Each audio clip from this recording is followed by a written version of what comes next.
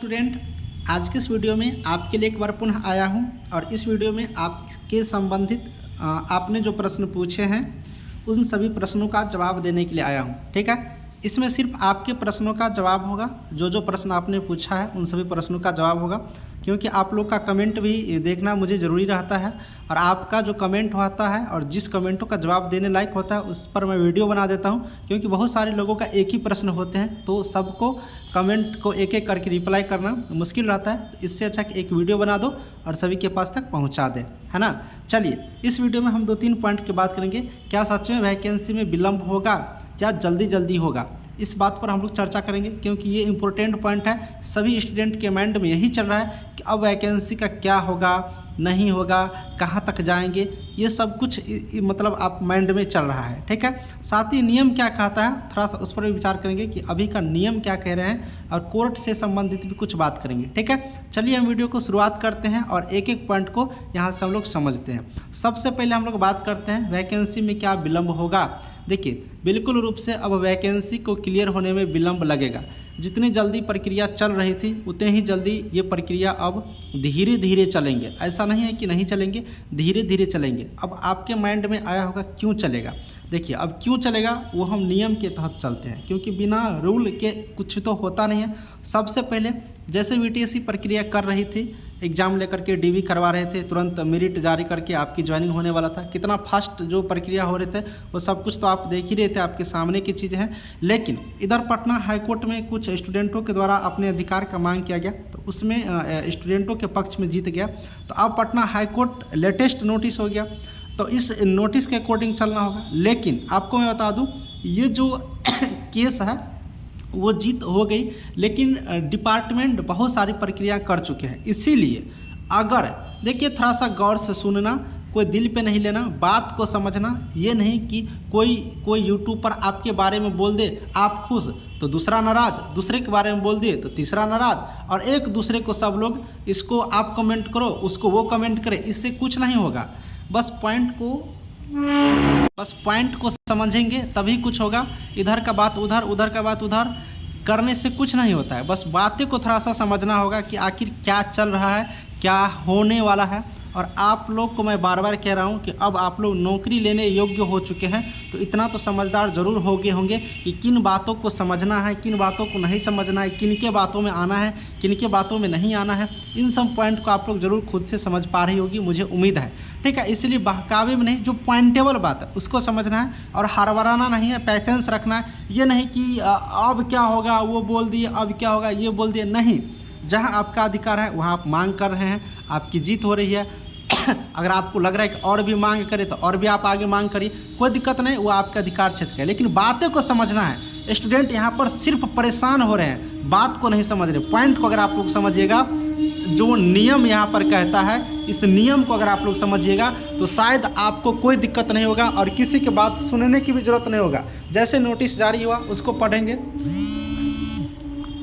उसको सुनेंगे और सारे पॉइंट यहाँ पर क्लियर होगा। तो चलिए हम आगे बढ़ाते हैं। आपको अटेंशन करना ज़रूरी था थोड़ा सा, इसलिए मैं बता दिया हूँ, क्योंकि आप लोग हताश बहुत जल्द हो जाते हैं, इसलिए हताश नहीं होना है। देखिए, नियम क्या कहता है कि पटना हाईकोर्ट अभी जो नोटिस जारी किए हैं, ऑर्डर दिए हैं, तो वो लेटेस्ट चलेगा। लेकिन आपको मैं बता दूँ कि एक डबल बेंच भी होता है, आप लोग सुने होंगे। अगर बीटीएससी आयोग चाहती है कि नहीं, मैं एक बार डबल बेंच में जाकर के फिर से संतुष्टि ले लूं कि आगे क्या करना है। कभी कभी होता है ना कि एक बार में जब ऑर्डर आ जाते हैं और उस ऑर्डर से आप संतुष्ट नहीं हैं तो डबल बेंच में जाते हैं, सुप्रीम कोर्ट जाते हैं। तो ये प्रक्रिया अगर बीटीएससी अपनाना चाहते हैं तो उस स्थिति में क्या होगा कि विलम्ब होगा ही होगा, क्योंकि अगर डबल बेंच में जाएंगे तो पटना हाईकोर्ट के डबल बेंच में जाए, या फिर अगर आगे के प्रोसेस में जाते हैं तो आप लोग जान ही रहे हैं कि कोर्ट में कितना विलम्ब से कोई काम होता है। एक केस तो रहता नहीं कि आपका सुन लिए जाएंगे, तो इसीलिए इन सब चीज़ को देखते हुए विलम्ब होगा। ठीक है।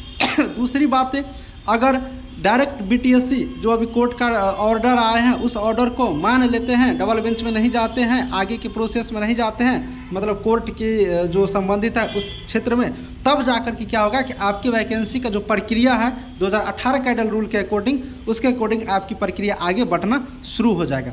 तो अब यहाँ पर डिपार्टमेंट विचार करेंगे, जो हेल्थ डिपार्टमेंट है, क्योंकि वैकेंसी इन्हीं का है। मैं आपको रात में भी इस बात को जिक्र किया था। अब विचार विमर्श करने के बाद बीटीएससी क्या आगे एक्शन लेती है, जब नोटिस आएंगे, मैं बार बार नोटिस बोल रहा हूँ, तो आप लोग समझना, जब नोटिस आएंगे तो जाकर के हम लोग को क्लियर होगा। बाकी आप लोग क्या कर रहे हैं क्या नहीं कर रहे हैं, इससे मैं कोई मतलब रिलेशन नहीं रखता हूँ, ना किसी के पक्ष में ना किसी के विपक्ष में बोलता हूँ। मैं बार बार इस बात को जिक्र कर रहा हूँ।